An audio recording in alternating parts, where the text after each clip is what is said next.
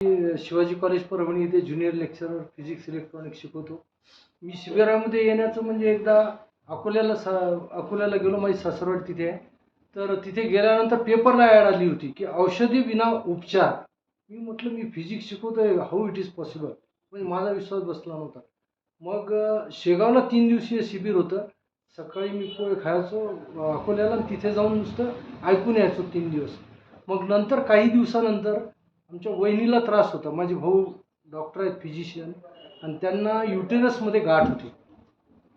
ती गाठ असल्यानंतर ऑपरेशन करण्याच्या ऐवजी म्हणलं आमचे भाऊ कसे काय पाठवताय तिला, आमच्या वहिनीला तिथे शिबिरासाठी, तुम्ही बी चला आमच्यासोबत. त्यांनी आग्रह धरला.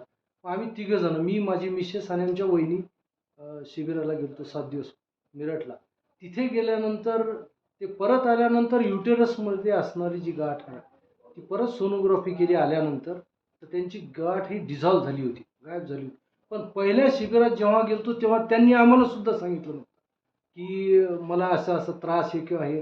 म्हटलं डॉक्टर असून त्या कसं काही त्यांनी इच्छा व्यक्त केली तिथे जाण्याची, अशी शंका वाटत होती की ह्या का मला आग्रह धरतात की चला चला म्हणून.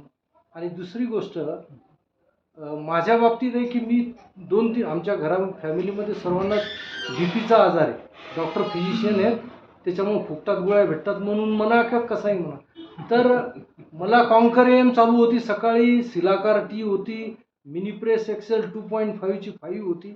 पण मी ते जे शिबिर केलं आणि आता 1-2 महिने झाले थोडं फॉलो आहे ना, पण माझी एकच गोळी चालू होती. बाकीच्या 2-3 जे 5 वेगवेगळ्या मेडिसिन होत्या त्या कमी झाल्या. आणि याचा इफेक्ट मी माझ्या त्या कॉलेजमध्ये म्हणजे परभणीला असल्यानंतर ते मी दररोज 1-2 घंटे लोकांसाठीच कामासाठी फिरतो. घरात बऱ्याच वेळेस कुरकुरबी होते. म्हणजे कोणाचे ना कोणाचे फोन येतात आणि मी त्यासोबत जातो, काही जरी असलं तरी. आणि ज्यूस जे आम्ही द्यायला सुरुवातीला त्यांना फार इफेक्टिव्ह. आता लोकांना आम्ही रेसिपी सांगितली, सर्व सांगितली, पण लोक ते करत नाहीत. ते म्हणतात तुम्ही कधी सुरू करू लागले. म्हणजे लोकांची इच्छा अशी होती की बा आम्हीच करायचं आणि आम्हीच तुम्हाला सर्व करायचं. तर असा माझा एकंदरीत अनुभव आहे की तप सेवा सुमिरन या साधनेमधून 100% कितीतरी पेशंट क्युअर झालेले, इवन दो कॅन्सर सारखे सुद्धा. बीपी शुगर तर येऊ जाते. आणि मिरजच्या शिबिरामध्ये मी गेल्यानंतर बघितलं की ज्यांची 2-3 वेळेस बायपास झालेली, काहींचे काय अँजिओग्राफी झालेली, असे लोक सुद्धा महिना फक्त ते अद्रक, लिंबू आणि शहद या पाण्यावर राहिलेले. आणि त्यांनी थकवा वगैरे येत नाही. फक्त त्यावेळी एकदा जेव्हा मिरटला आम्ही गेलो तर 2 दिवसमध्ये आम्हाला तर वाटलं आम्ही बगर खाण्याचे तर राहू शकत नाही. पण तिथे गेल्यानंतर 3ऱ्या दिवसापासून आम्ही दोघंही बिमार पडलो, वहिनी आणि मी. म्हणजे आमचे नखापासून तर केसापर्यंत सर्व बॉडी पेन होत होतं.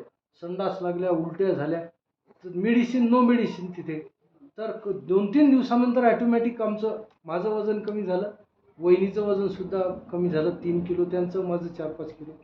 तर या साधनेमधून जो आहे परिणाम तो एकदम अतिशय उत्तम आहे.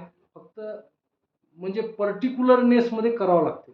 जे आहेत त्यांचे ते म्हणजे नियमानुसार तुम्ही केलं तर 100% तुम्हाला बेनिफिट मिळतील.